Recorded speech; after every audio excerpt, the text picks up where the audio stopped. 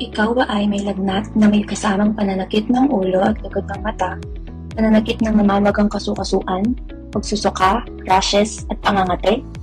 O kaya naman ay may pananakit ng tiyan, mabilis ang pagbabago sa temperatura ng katawan na may kasamang pagpapawis at pagkapalisa o antok? Baka may dengue ka. Ang dengue virus ay nakukuha sa pamamagitan ng pagkagat tuwing umaga ng Aedes aegypti at Aedes albopictus na lamok. Ito ay isa sa mga pinakamabilis kumalat na sakit sa mundo kung saan mahigit 100 milyong tao sa buong mundo ang naaapektuhan taon-taon. Ang DOH ay may tinatawag na 4S strategy na ang layunin ay iwasan at kontrolin ang dengue. Ito ay suyurin at sirain, sarili ay protektahan laban sa lamok, sumangguni sa pinakamalapit na pagamutan, at sumuporta sa fogging o spraying kapag may banta ng outbreak. Suyurin at sirain. Hanapin at siraan ang mga lugar na pwedeng pamahayan at pangitlugan ng mga lamok. Alisin at itapon ang mga pwedeng pag-imbakan ng tubig tulad ng lata, bote, at timba. Itaob ang lahat ng hindi ginagamit na imbakan ng tubig at tiyaking malinis at walang bara ang mga daluyan ng tubig. Sarili ay protektahan laban sa lamok. Gumamit ng mosquito repellent, mahahabang damit at pantalon at pulambok. Ayusin ang mga sirang bintana o gumamit ng mga screens upang hindi makapasok ang lamok sa loob ng tahanan. Pangatlo, maaari tayong sumangguni sa pinakamalapit na pagamutan kung ang mga sumusunod na simptomas ay maramdaman. Ito ay tulad ng mataas na lagnat, matinding pananakit ng ulo o ng tiyan, walang tigil na pagsusuka, pananakit ng katawan at kasukasuan, pananakit ng mata, at mapupulang butlig sa balat. At ang pang-apat naman ay pwede tayong sumuporta sa fogging, spraying kapag may mga banta ng outbreak.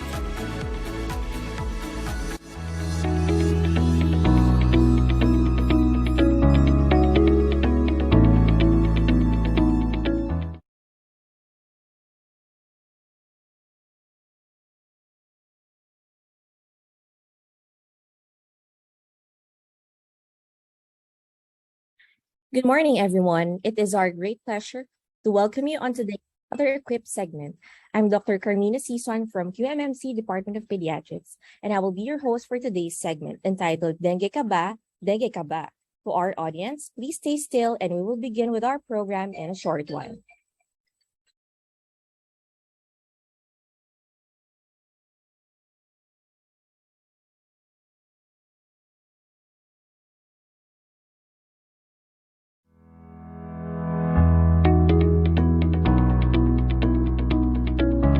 Ikaw ba ay may lagnat na may kasamang pananakit ng ulo at likod ng mata, pananakit ng namamagang kasukasuan, pagsusuka, rashes at pangangati? O kaya naman ay may pananakit ng tiyan, mabilis ang pagbabago sa temperatura ng katawan na may kasamang pagpapawis at pagkapalisa o antok? Baka may dengue ka. Ang dengue virus ay nakukuha sa pamamagitan ng pagkagat tuwing umaga ng Aedes aegypti at Aedes albopictus na lamok. Ito ay isa sa mga pinakamabilis kumalat na sakit sa mundo kung saan mahigit 100 milyong tao sa buong mundo ang naaapektuhan taon-taon. Ang DOH ay may tinatawag na 4S strategy na ang layunin ay iwasan at kontrolin ang dengue. Ito ay suyurin at sirain, sarili ay protektahan laban sa lamok, sumangguni sa pinakamalapit na pagamutan, at sumuporta sa fogging o spraying kapag may banta ng outbreak. Suyurin at sirain. Hanapin at siraan ang mga lugar na pwedeng pamahayan at pangitlugan ng mga lamok. Alisin at itapon ang mga pwedeng pag-imbakan ng tubig tulad ng lata, bote, at timba. Itaob ang lahat ng hindi ginagamit na imbakan ng tubig at tiyaking malinis at walang bara ang mga daluyan ng tubig. Sarili ay protektahan laban sa lamok. Gumamit ng mosquito repellent, mahahabang damit at pantalon at pulambok.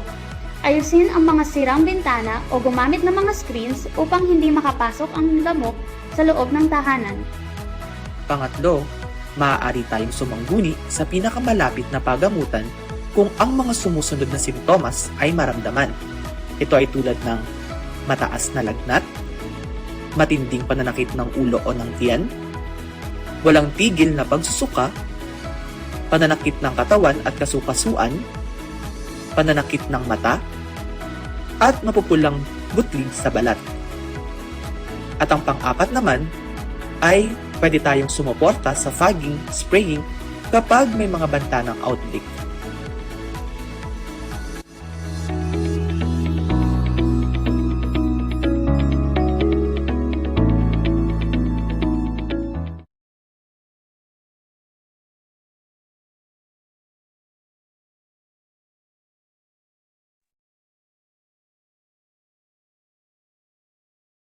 Before we start with today's program, to ask for a Father's guidance, let us pause for a moment and dedicate our time to our Almighty Father as we talk to Him through an opening prayer.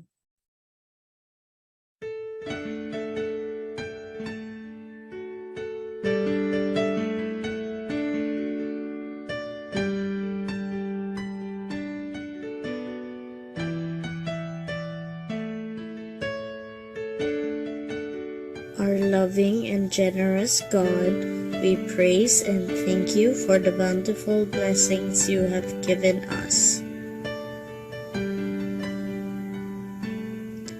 Thank you for giving us a mind that can know and a heart that can love.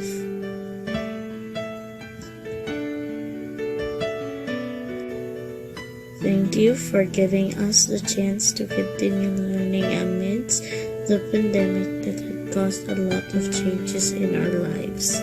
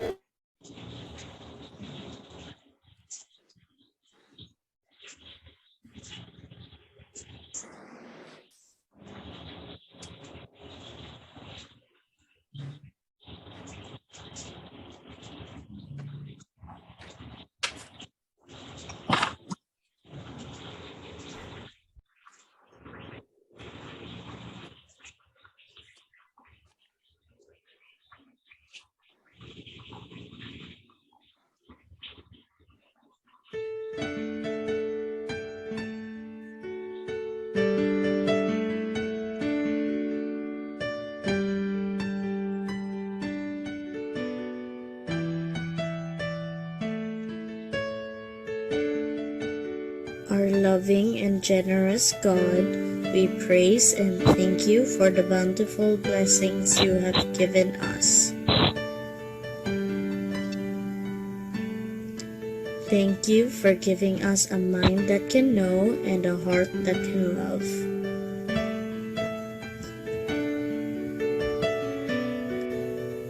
Thank you for giving us the chance to continue learning amidst the pandemic that had caused a lot of changes in our lives.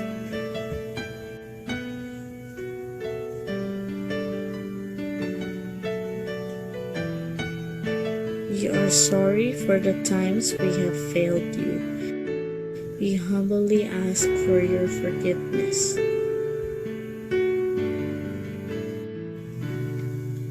Father, help us stay focused on our studies. When learning becomes difficult, grant us the gifts of courage and enthusiasm.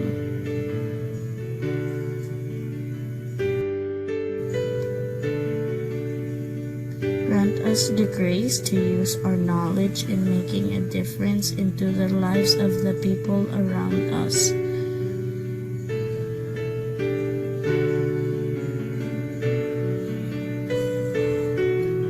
All this we pray in your mighty name. Amen.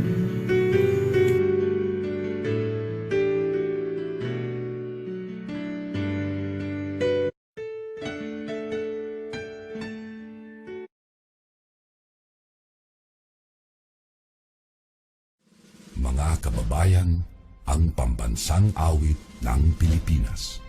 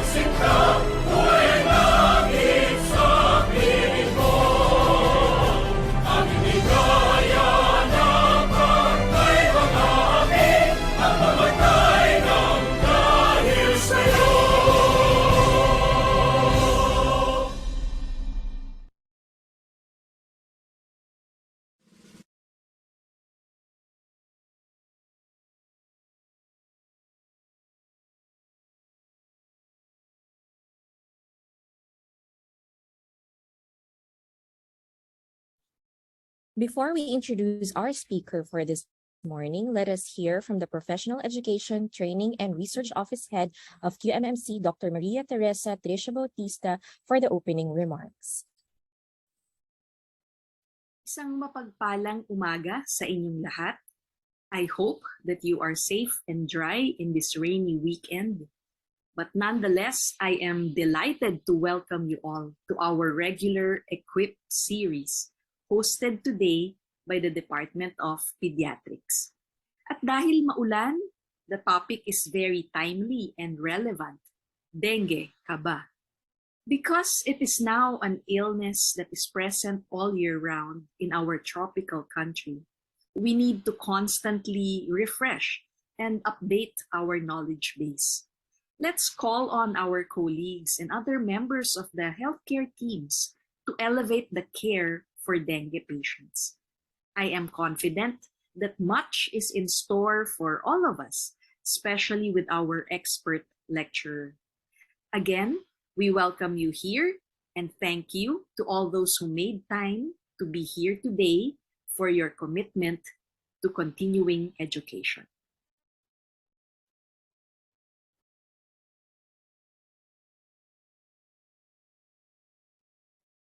Isang mapagpalang umaga sa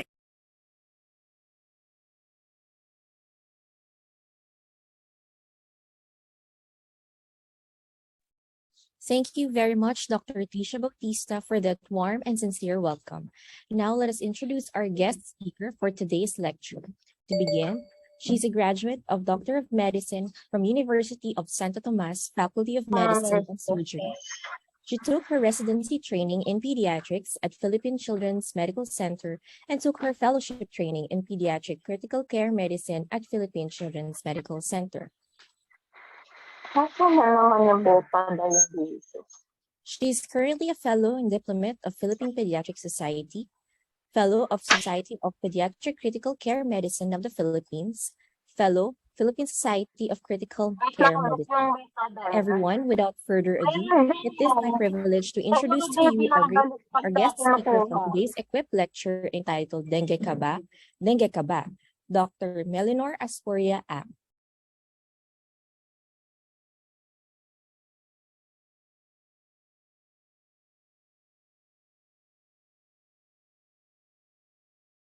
Good morning, everyone, and welcome to another EHQUIP lecture series.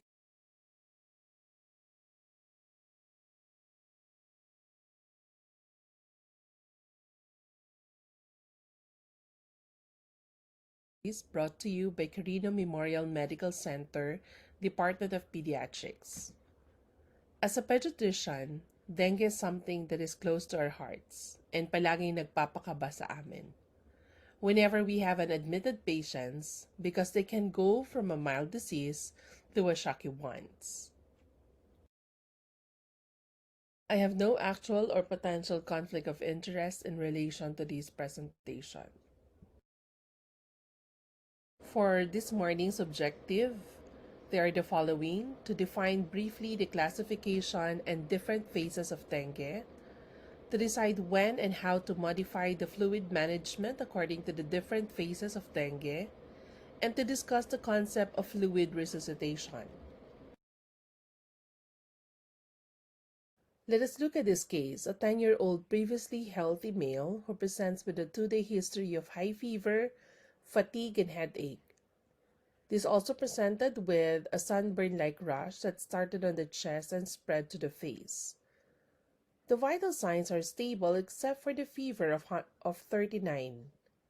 And on physical examination, the patient showed a non-pruritic rash on the face and the chest with lips and pharyngeal erythema.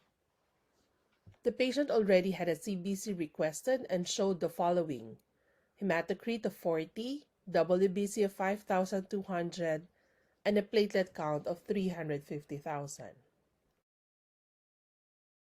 Which of the following should be included in your differential diagnosis? With this case scenario, can you please type in the chat box the possible differential diagnosis?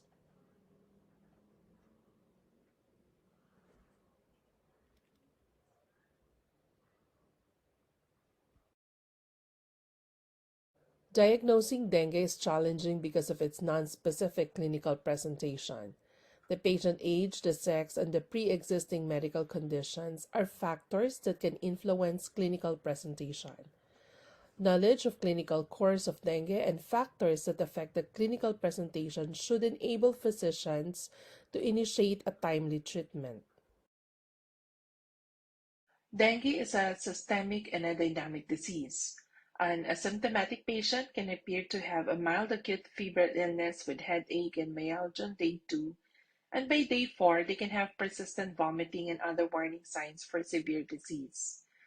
Understanding the clinical course, recognizing the warning signs and medical complications, and providing the correct treatment can prevent morbidity and death.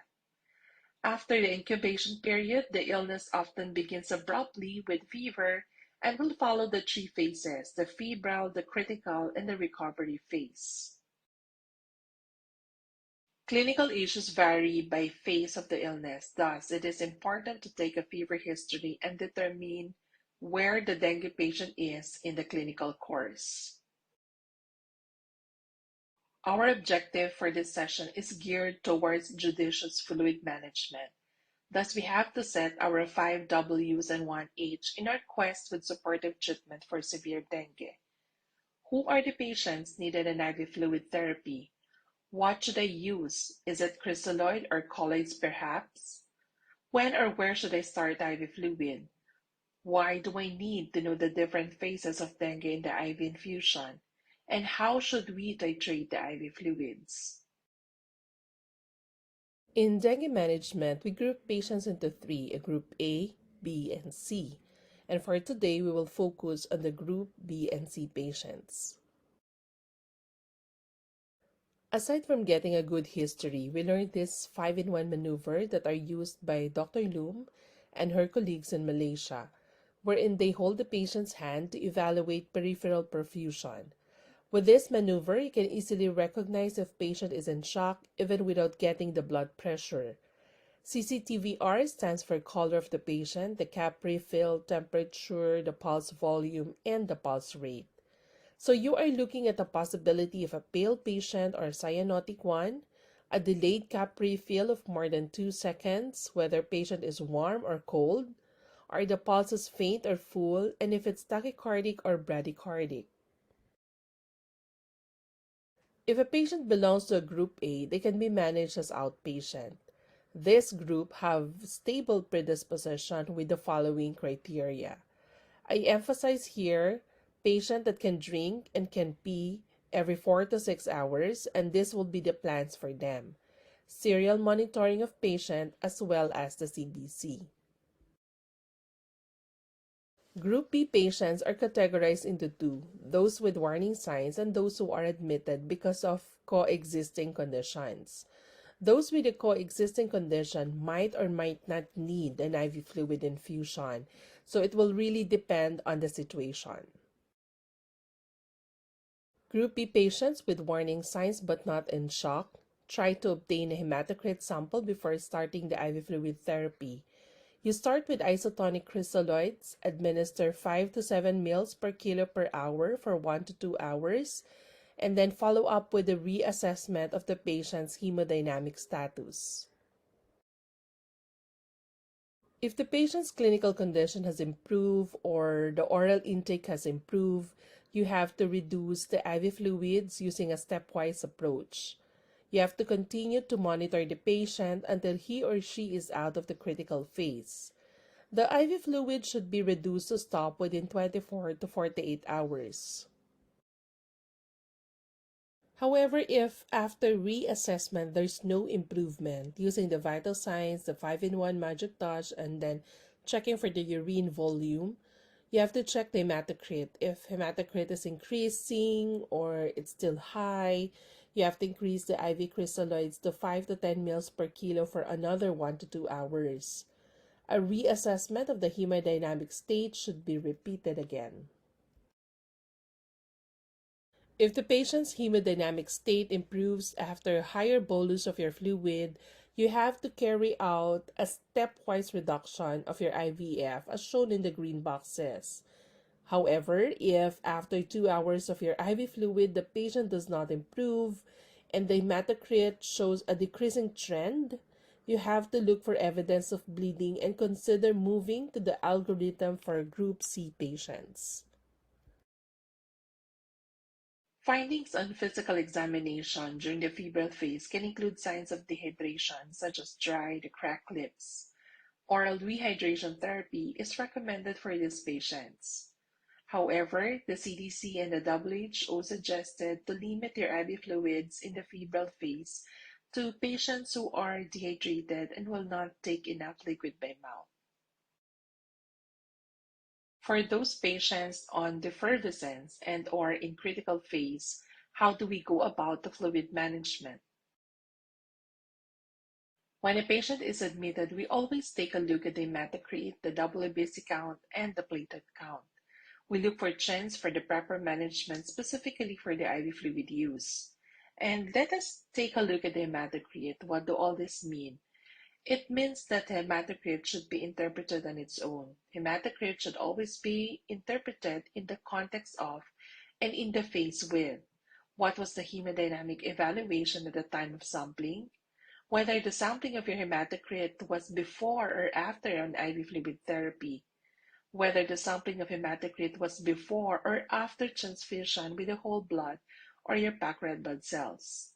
An important reminder to clinicians is that hemodynamic evaluation should be the principal driver for your fluid therapy. The hematocrit level should only be a guide as to what type of fluid to use. It could be dangerous if the hematocrit becomes the main driver of your IV fluid therapy and hemodynamic evaluation is relegated to a secondary role or even ignored. What if a rising hematocrit is seen in your patient? Remember that the interpretation of the hematocrit should always be done together with vital signs or the hemodynamic state of your patient. A rising or persistently high hematocrit, together with unstable vital signs like narrowing of pulse pressure, tachycardia, metabolic acidosis, or your poor urine output, indicates an active plasma leak and need for further fluid replacement.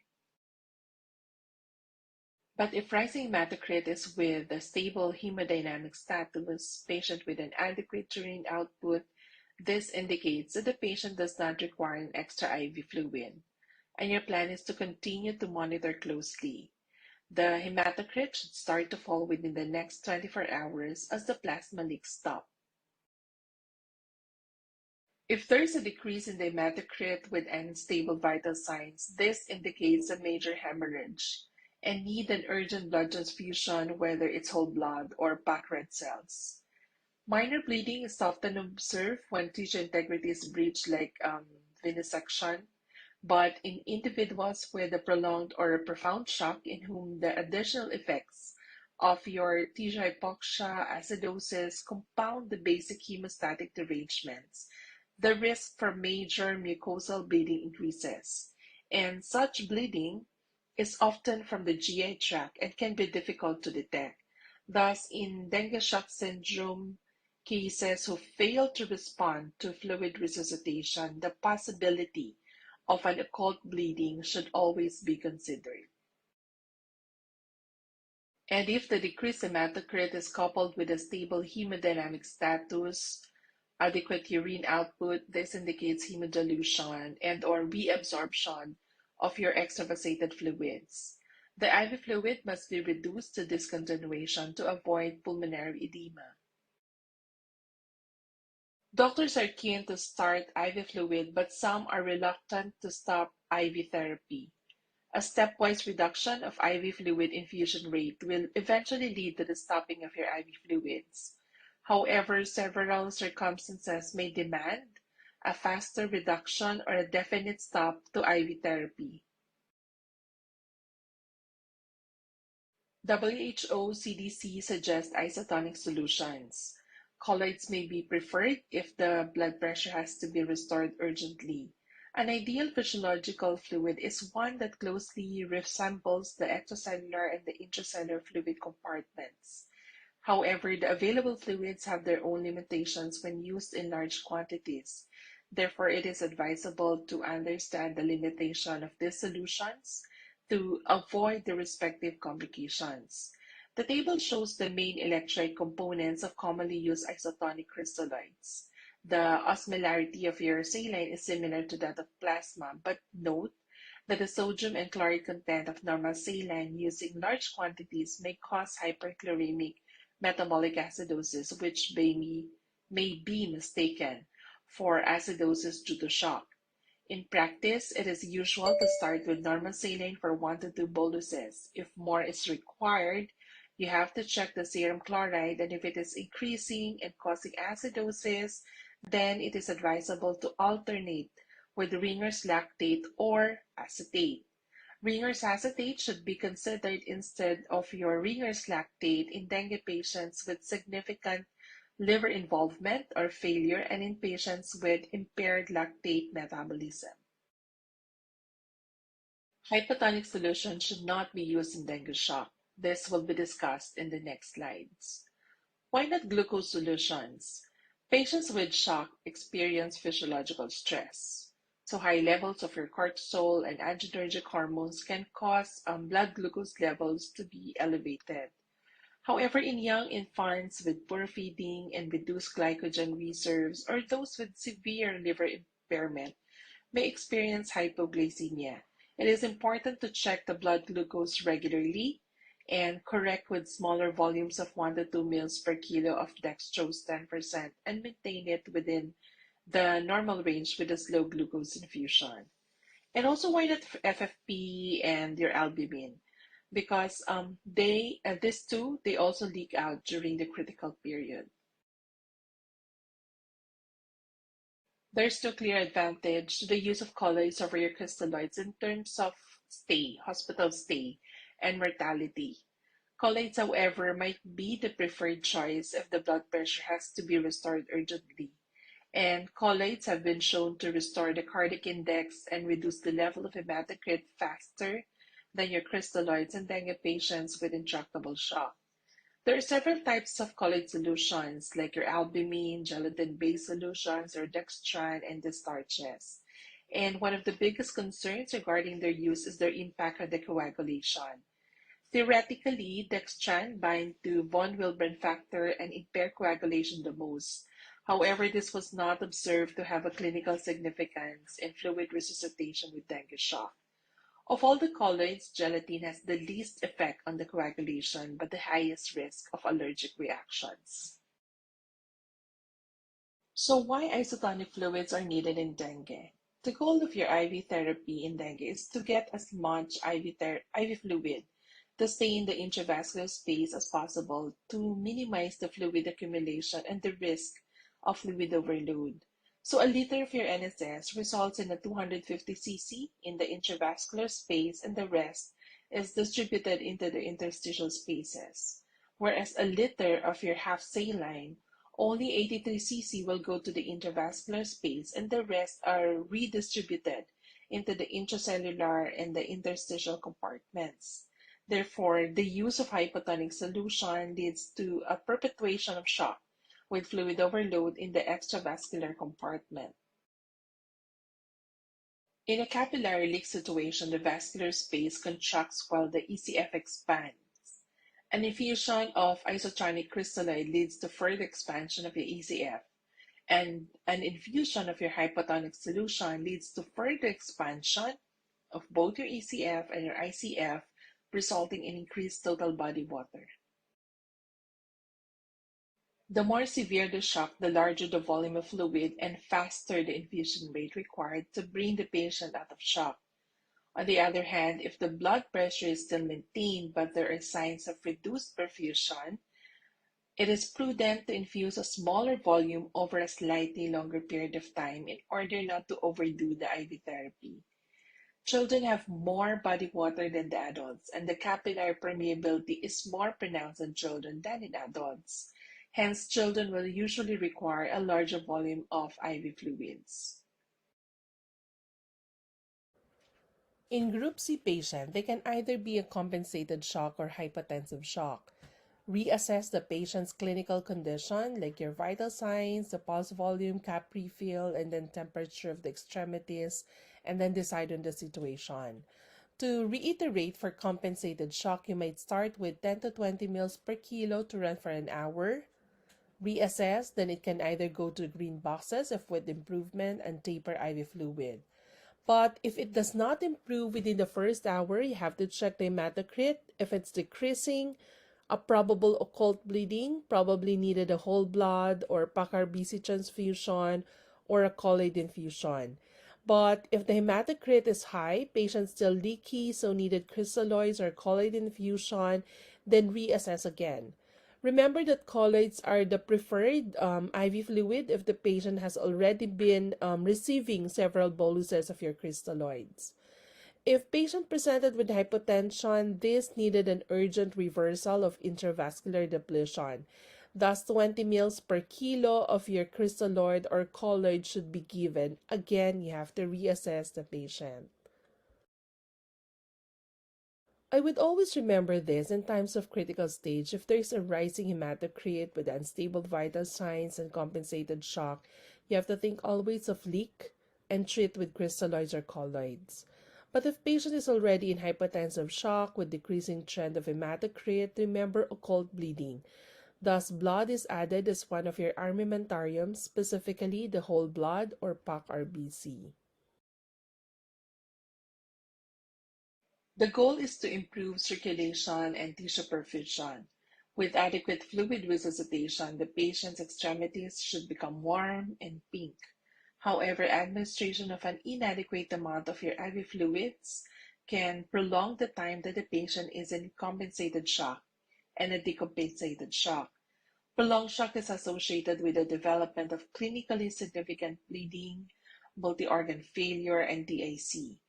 On the other hand, the administration of an excessive fluid or an incorrect type of IV fluids can further exacerbate your plasma leak into the extravascular compartment and leads to fluid overload. Outcomes of dengue infection are usually excellent. However, mortality in severe dengue can be as high as 44 to 72% with fluid overload and edema due to the capillary leak being the major contributors. Aside from that, AKI can be a problem in this state due to polygenic mechanisms such as cytopathic injury caused by direct invasion of the offending microorganisms, multi-organ failure caused by sepsis, or from an ATN as a cause of your hypovolemia and capillary leak. So in summary, if there is one thing that you need to remember, it is to exercise judicious fluid therapy for dengue. Use isotonic solutions, use colloid if refractory to crystalloids, reassess the hemodynamic state of the child, not just look in the hematocrit, and definitely refer early for a possible RRT. Thank you everyone and have a good day.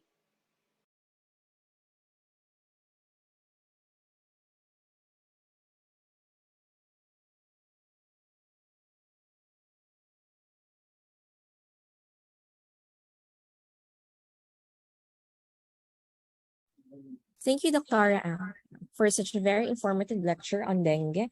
The lecture indeed is very informative, especially nowadays where there's a rampant cases of dengue. And I hope our health care workers, as well as the residents and our audience, have learned a lot with today's discussion.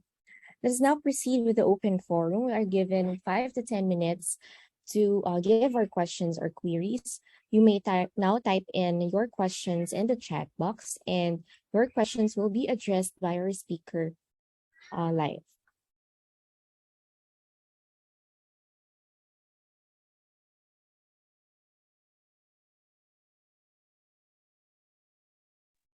Carmina, can I answer the first question that I see here? Yes, Dr. We have a question from Ms. Mary Ann Castro. The question is, can we do blood extraction for dengue on the first height of fever, during the first height of fever? Yes, for patients na hindi nyo kilala or like for example, it's new to you, we really need to have a CBC taken. It's actually more for parang comparison. So if you're thinking that this patient is dengue, the first CBC that you have will be the first normal CBC. So at least when this patient will go into critical phase, when they go into the recovery phase, you knew what will be your cutoff because yung first na CBC mo would be your comparison or your comparator.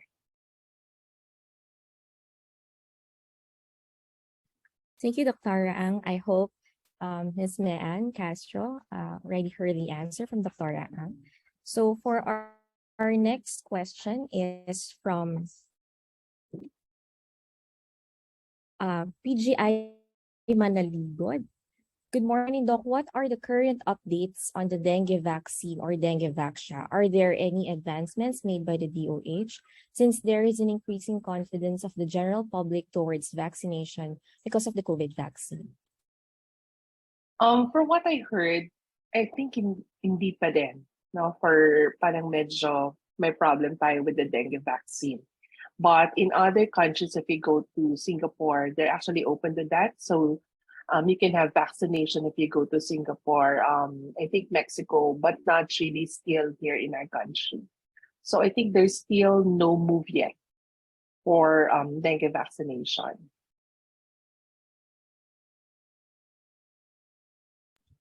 Thank you, Doc. For another question from a PGI, are there adjustments that are needed to be made for patients with BMI above normal? Yeah, so what we usually do is we really take into consideration the weight of the patient. So you have to take the ideal body weight if somewhat this patient is obese. No? So you have to use the ideal body weight for the fluids only. But for medication, you still do your actual body weight. So only for fluids. Okay, so I hope it is a very important note from Dr. Ang regarding the fluids, especially those who have BMI above normal, obese patients. We should be very cautious, especially when giving fluids. So for the next question is from Juan Carlos Perez. What is the role of platelet transfusion in dengue? Yeah, thank you for that question. Remember that dengue is not really a platelet dysfunction disease, no? So you can use platelet as a trend, no? To use it as a trend for patients who will go into critical phase. But there are only cases that you can use platelet transfusion. According to the WHO, I think their cutoff is less than 20. So if it's less than 20, you can. But remember that dengue is not a platelet dysfunction. So we usually do not advocate the use of platelet transfusion during dengue if the patient is actually stable. Sometimes we use the platelet transfusion if, for example, this patient will go into a procedure or an operation, like, for example, this patient will go into delivery, no? So we can transfuse that kasi may cut-off in surgeries, diba, the cut-off will be platelet of 50 or more, 50 to 100. Second would be if patient is taking antiplatelet medications before the dengue, then you can transfuse platelets. So I think those are the two or three reasons for you to transfuse dengue. Mind you, we have cases, even in Quirino, we have cases below 20. The patient is actually stable. We do not transfuse them on platelet at all.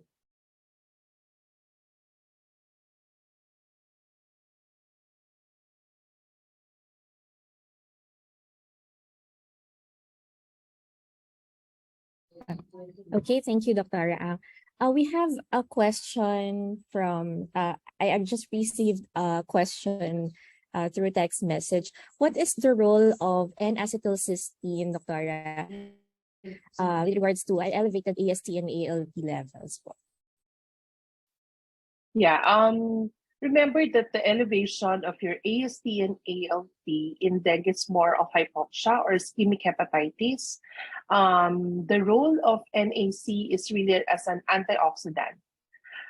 There are reported cases that if a patient has more than 5 times the elevation of your AST ALT, an antioxidant has a role.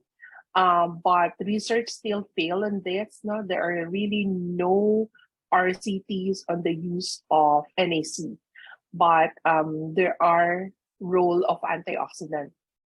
So yun yung role ng NAC on this patient. So we usually do it if it's more to 4 to 5 times elevated.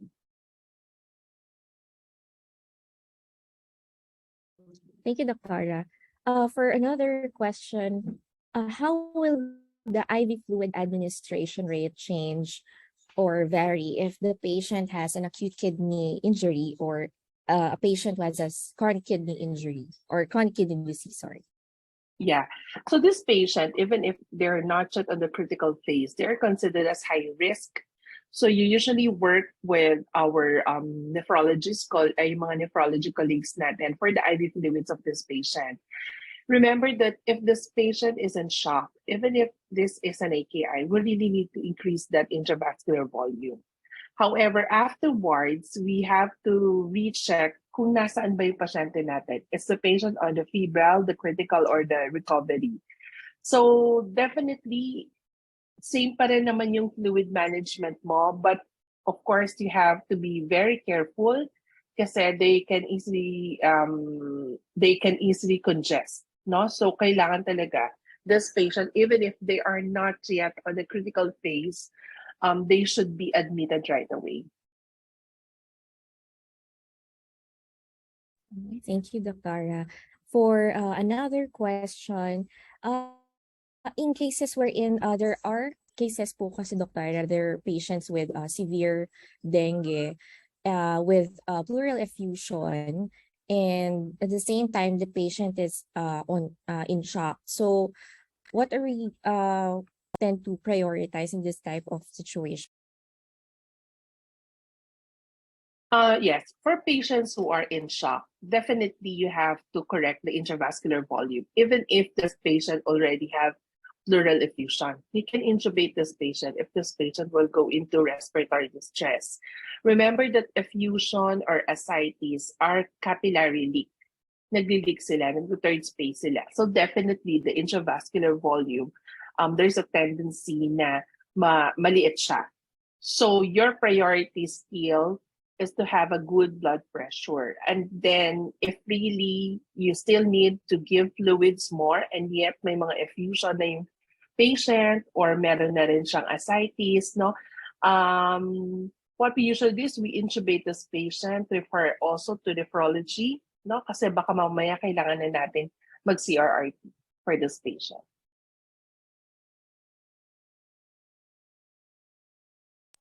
Thank you, Doctor. Another question po from the audience. Is it possible that there could be a concomitant use of crystalloids and at the same time with colloid? Okay, there is some doctors who do that, na pinaghahalo nila yung colloids and crystalloid. What I usually just tell them is that you just have to assess the patient. Kung talaga bang needed nila yung colloid. Kasi we want colloids really to be our safety net, no? For those patients na hindi natin matanggal from hypotension or compensated shock. So remember in my lecture, I've said na colloids can be used for those with repeated shock given crystalloids. Pero there's no hard and fast rule. You can actually use that na may colloids ka, may crystalloids ka. But what is important there is you are bedside with your patient, you are assessing them. Usually you look at the volume, the urine volume, the pulses of your patient, and the monitor. So if you want to do that, pero mas gugustuhin sana namin na hindi, no, na separate talaga.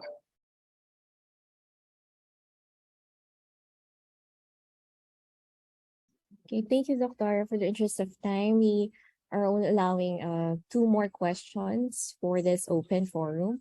So for the other question, is for patients with signs of congestion and with stable vital sign, is there a role in using diuretics? Yeah, definitely yes. No, but sometimes what we usually do, parang konting kinti lang, just a small amount of your furosemide, and then eventually this patient will actually diurese. We have seen patients that they are on the recovery phase. You know, there are signs of congestion already. Konti lang na furosemide, tapos dire-diretso na yon. But if you use your diuretics, you have to check the electrolytes every now and then because it can cause possible hypoK for this patient. Thank you, noted, Dr. For the last question po, may role po ba ang omeprazole sa mga patients na sumasakit ang tiyan or having abdominal pain, I guess, during or in patients with dengue po? Okay, so definitely if the patient has abdominal pain, you have to know bakit may abdominal pain. Kasi signs of hypoxia, signs of ischemia, yung abdominal pain. Baka naman this patient is going into compensated shock already. That's why they have abdominal pain. However, remember that for dengue patients also, di ba wala silang panlasa, hindi sila kumakain. So probably the omeprazole can actually help on that kung parang yun yung iniisip mo. But if you're thinking that the abdominal pain is leading towards a possible shock for this patient, omeprazole doesn't have a role in that.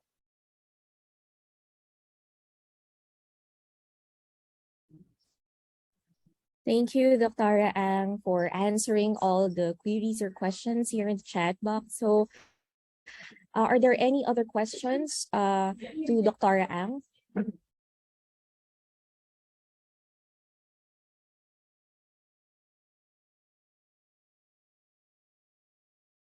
If there are no questions, let's now proceed with our post-test.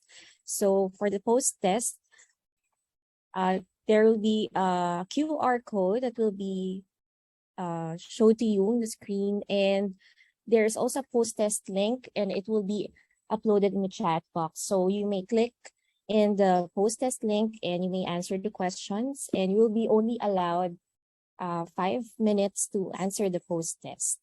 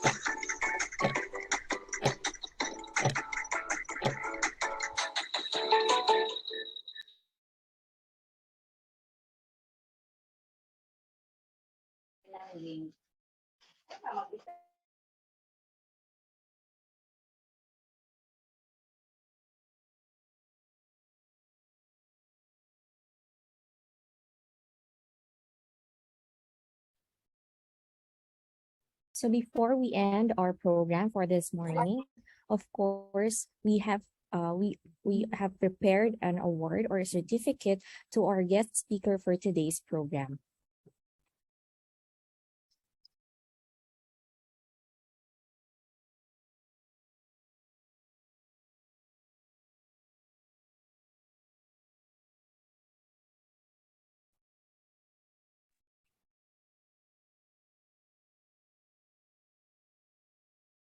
So this certificate of appreciation is proudly presented to Dr. Melinor Asporia-Ang, MD, for her invaluable insights and expertise shared with the participants of the EHQUIP series entitled Dengue, Kaba, held on the 29th day of October 2022, undersigned Dr. Ignacio V. Rivera, the chairman of the Department of Pediatrics, undersigned Dr. Maria Teresa Tricia Bautista, the head of the Professional Education, Training, and Research Office. Thank you, Dr. Ang, for your time and giving today's lecture. And we are hoping that next time around, you'll again be able to impart us your knowledge and again be part of the EHQUIP series. Thank you very much, Dr. and good morning. Thank you.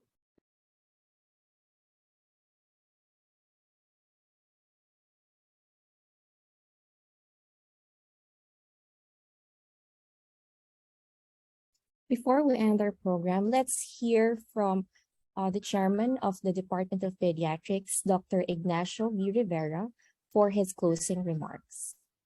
Closing remarks today. Magandang umaga po sa inyong lahat.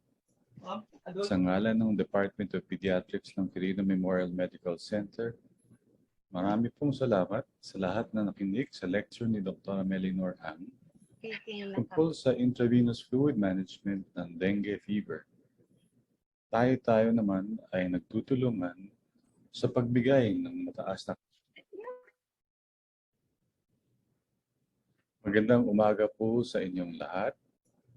Sa ngalan ng Department of Pediatrics ng Quirino Memorial Medical Center, marami pong salamat sa lahat na nakinig sa lecture ni Dr. Melinor Ang tungkol sa intravenous fluid management ng dengue fever. Tayo naman ay nagtutulungan sa pagbigay ng mataas na kalidad ng healthcare service sa mga kabataan. Mahalaga na tayo ay maging lifelong learners para sa kabubuti ng lahat. Maraming salamat po sa ngalan ng Department of Pediatrics. Ako po si Dr. Ignacio Rivera. And sa ngalan po ng aming Medical Center Chief, Dr. Ivy Reside, maraming salamat ulit. And sa susunod na mga EHQUIP series, magkita tayo muli. Thank you and have a good day.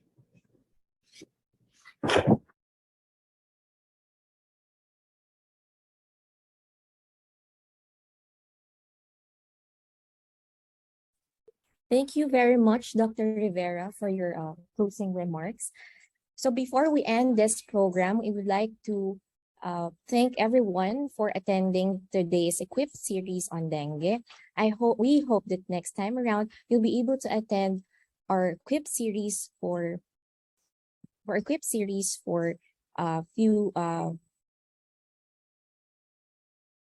the year 2023. Please be reminded to please sign in the attendance before leaving the program. And thank you very much and have a good day, everyone. Thank you po.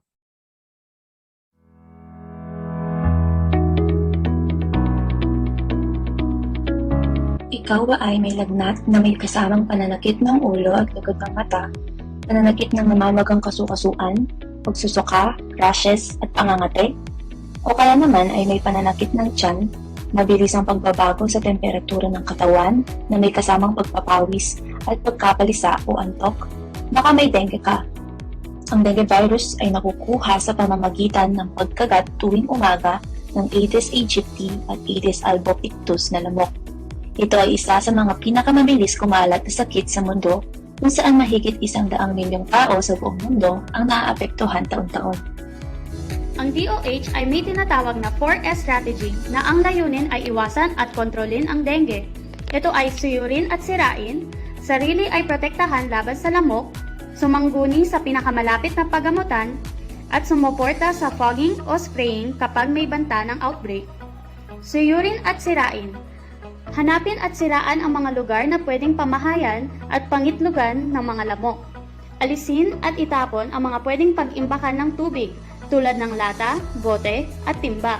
Itaob ang lahat ng hindi ginagamit na imbakan ng tubig at tiyaking malinis at walang bara ang mga daluyan ng tubig. Sarili ay protektahan laban sa lamok. Gumamit ng mosquito repellent, mahahabang damit at pantalon at kulambok. Ayusin ang mga sirang bintana o gumamit ng mga screens upang hindi makapasok ang lamok sa loob ng tahanan. Pangatlo, maaari tayong sumangguni sa pinakamalapit na pagamutan kung ang mga sumusunod na simptomas ay maramdaman. Ito ay tulad ng mataas na lagnat, matinding pananakit ng ulo o ng tiyan, walang tigil na pagsusuka, pananakit ng katawan at kasukasuan, pananakit ng mata, at mapupulang butlig sa balat. At ang pang-apat naman ay pwede tayong sumuporta sa fogging, spraying kapag may mga banta ng outbreak.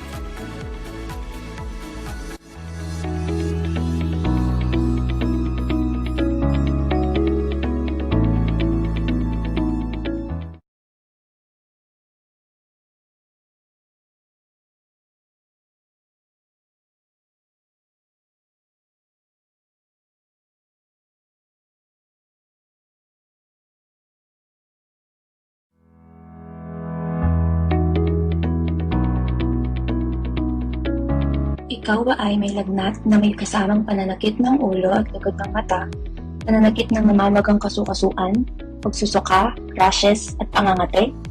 O kaya naman ay may pananakit ng tiyan, mabilis ang pagbabago sa temperatura ng katawan na may kasamang pagpapawis at pagkapalisa o antok? Baka may dengue ka. Ang dengue virus ay nakukuha sa pamamagitan ng pagkagat tuwing umaga ng Aedes aegypti at Aedes albopictus na lamok.